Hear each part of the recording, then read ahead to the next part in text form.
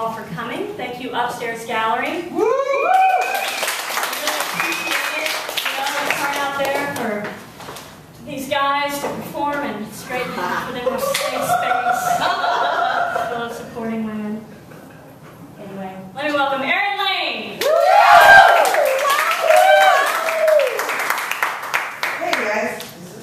Hey guys, how's it going? Everybody doing all right? I'm gonna stand up here for 15 minutes in these heels. Yeah. That's happening. I don't know if anybody can see them. I'm gonna make it work. I'm gonna try really hard not to fall down. I'm going last, so I've had some wine. Just so you all know.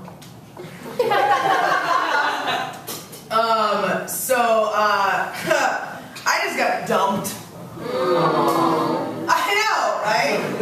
Like, I know. No, it totally makes sense. Once you get to know me. But, you know how when you're dating someone and they have passions, they're passionate about something, they're an artist, they have goals, they have dreams, and you find it attractive, and then they dump you. And you're like, wow, I just got dumped by a white rapper.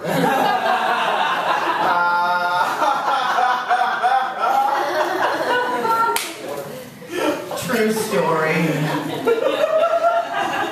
So me and Not Eminem we were going through the breakup competition. Have you guys ever gone through this? When you break up with somebody and you're like competing as to who is going to be more successful in life after you split up with them. You're like, I got a better job. I have more comedic gigs. I have a significant other already. We were going through that. And we decided we were going to meet for coffee. So I got off work. I'm a bartender downtown. And on said coffee date, I got off work. I had 3 glasses of wine. I lubed up. I lubed up for the experience, you guys. And I got on a bus. Now, usually it's a 20-minute bus ride to said coffee date Starbucks. But today was the day! And there was construction on Lakeshore Drive. So my 20-minute bus ride turned into an hour and 20-minute bus ride. And about 40 minutes in, Mama had to pee.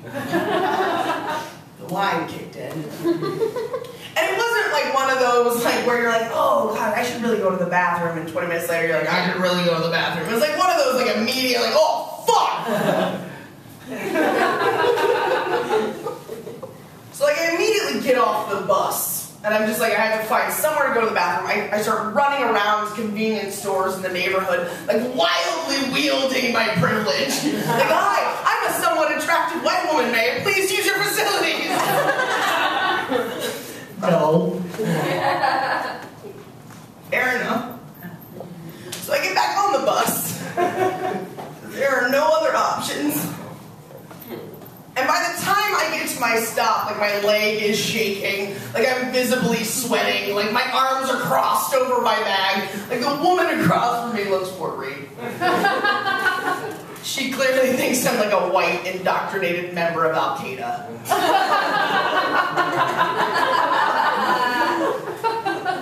So I finally get off the bus and I still have a 5-minute walk to the Starbucks, and I'm just like, okay, you're gonna make it. At this point, you guys, alleyways are looking really good. But I'm like, no, Lane, you are not pissing in an alleyway at 5 o'clock in the evening. You're winning the breakup.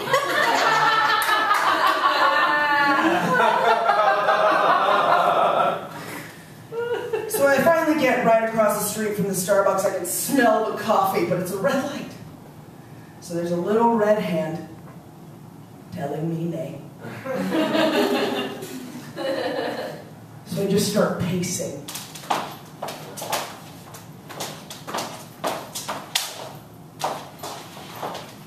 And I realize that with every step that I'm taking, I'm peeing a little bit.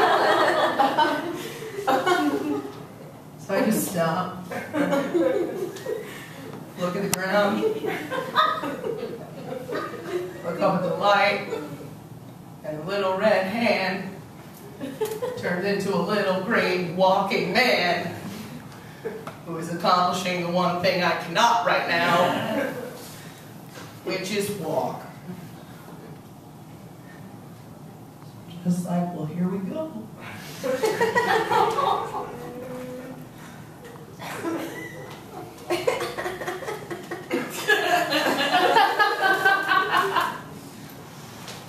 You get halfway across the street and it just happens. Fortunately, Starbucks was having something delivered that day, so there was a very large truck outside of it that I managed to duck behind in like a series of newspaper stands and piss myself. I look out into the street and there's like this Hansel and Gretel type trail of urine drops showing everyone where I am.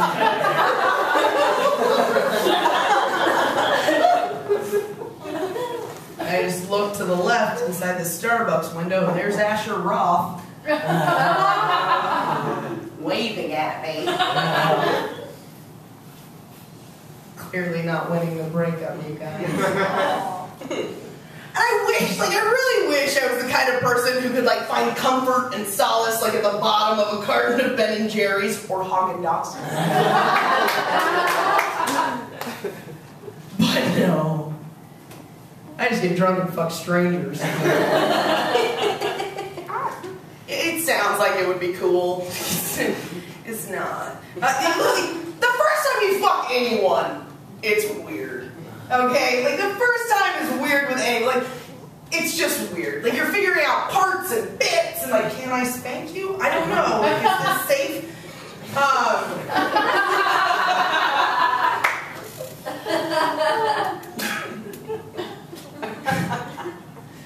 But let's say, like, even if you're like a legitimate human, who like goes out, because I'm not. Like, even if you're a legitimate human who goes out into the world and like meets people, let's say at a co-ed volleyball league, and you know, you go out and you have one beer, and you find out you have the same tastes. You enjoy this. You both love Grey's Anatomy.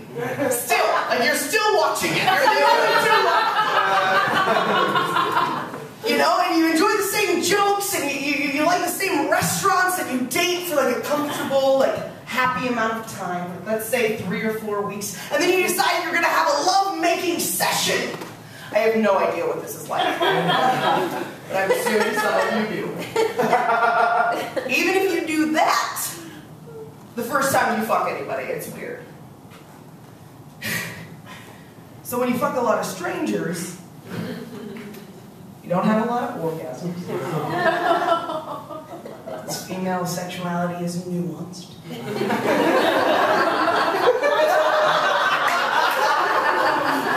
It's delicate.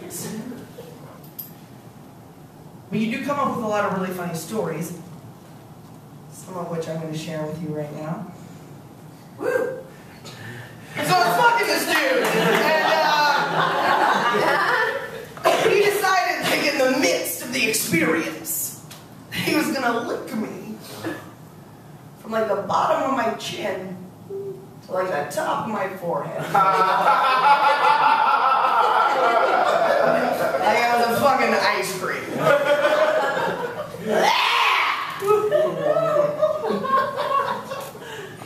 So I responded with, why would you do that?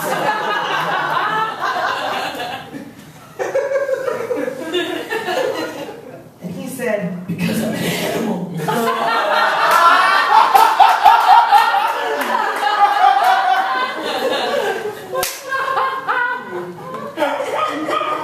And I said, no, you're leaving. That's not true, you guys. I kept fucking. And apparently this is a thing, like I haven't been single for too long, but apparently this is a thing, like people will flirt with you on Facebook chat. And it always happens like this. Like I'll be out and about, like doing stand-up or doing improv or whatever, like doing comedy, and someone will friend me on Facebook, the guy that I met like at a bar said hi to. He'll find me on Facebook and friend me. And I'll be like, oh yeah, you thought it was funny! And so it always starts like this. Hey, ellipsis. I'm a curious cat. So I'm always like, hey, ellipsis. We'll have some jokes, we'll have some Facebook banter. But the thing you don't realize is that the next time you hang out with this guy, he fully expects that he's going to put his penis in your mouth.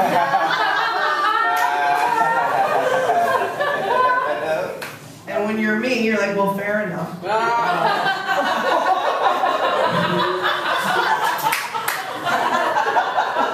I mean, seriously, like, say hi to me after this set, it'll work. So I met this guy, I was chatting with this guy on Facebook, and he was a cute guy. He was like a hairy guy. He was like an older looking guy. He looked like he was about my age. I'm 32. So we went out together. We hung out. We did some Jameson shots, which is always like, yeah, doing it. I took him home because I'm a gangster and do what I want. And I don't know why I asked this. You should never ask this, but I got him home, and I was like, oh, how old are you? And he was like, I'm 22. Oh. Oh, no. No orgasms for me. But we were there. So I just kept going. I'm kind of glad I did because he gave me this jam. Which was, let me see them titties.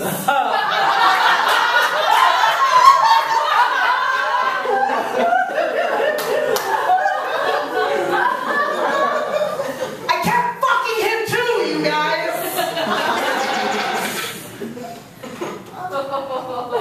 So we just got done with the holidays. Right? We all survived that, right? And like I said, I work at a bar downtown, and a lot of liquors come up with holiday slogans for booze, like, you know. And Bailey's, which is the cream liqueur you put in your coffee, we all know what Bailey's is, theirs was my favorite. Because their holiday slogan was cream with spirit.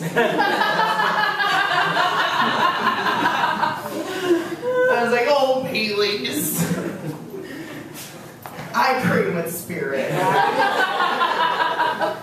But it usually takes Jameson. Not Bailey's. So has anybody heard that apparently Boy Meets World is coming out with a new sitcom? Yeah? Yeah? You're all shaking your head. Yes, so I'm going to move forward with this bit. Okay. Apparently Topanga and like Fred Savage's kid had a baby. She's a lady and she's growing up. She's meeting the world. Which reminded me of a really funny story. When I was about 17, when, you know, Boy Meets World was actually on the TV. Well, it's still on the TV, but it was on the TV like once a week. Not 90 million times a week. Ryder Strong, who played Fred Savage's kid's best friend on the show, was rumored to be at an open mic in my hometown. Now, I'm from Northern California, so like I'm north of San Francisco. So it's like there's San Francisco hippies and then there's, well, we have more weed. So our open mics are not like comedic open mics. They're like, you know, we're poets. I wrote a short story. It's just like people like jacking off all over each other's faces. It's just pretentious nonsense.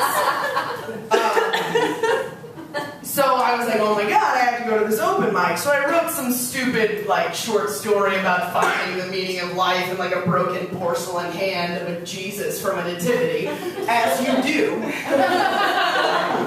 And I went to this open mic to meet Ryder Strong, and I learned 3 fun lessons that night. First of all, the open mic took place at a lesbian bar called Los Gatos Negros.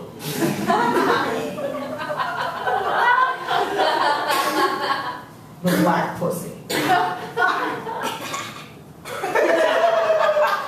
can't make this shit up, you guys. So I showed up there, and the first lesson I learned is that celebrities do not look like they look on TV in the real life.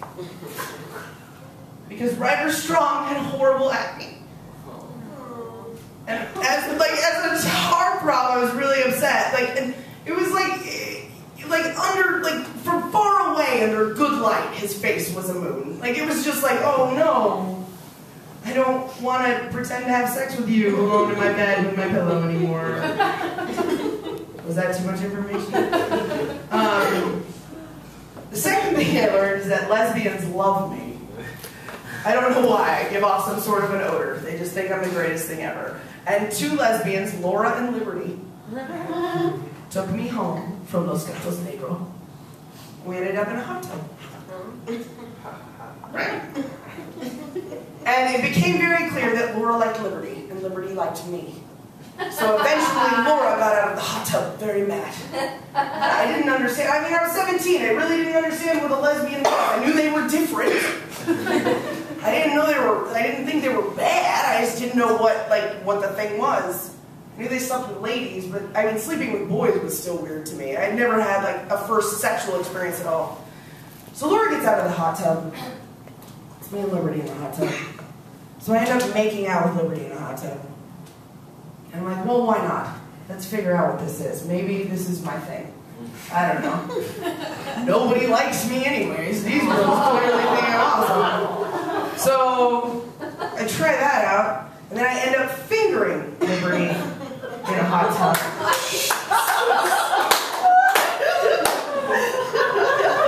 Which I think should be the title of my first book. Fingering Liberty in a hot tub. I will discuss American politics. And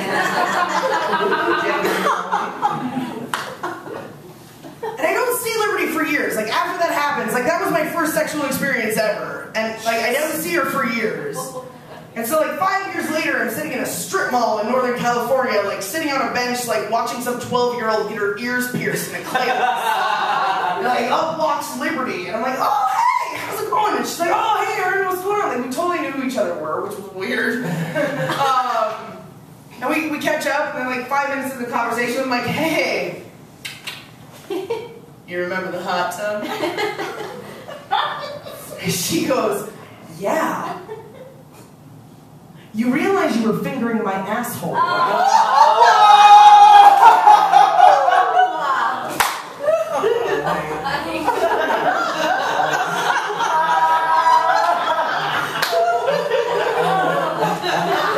So like I said, the first time you fuck anybody, it's weird. I mean, it's my time.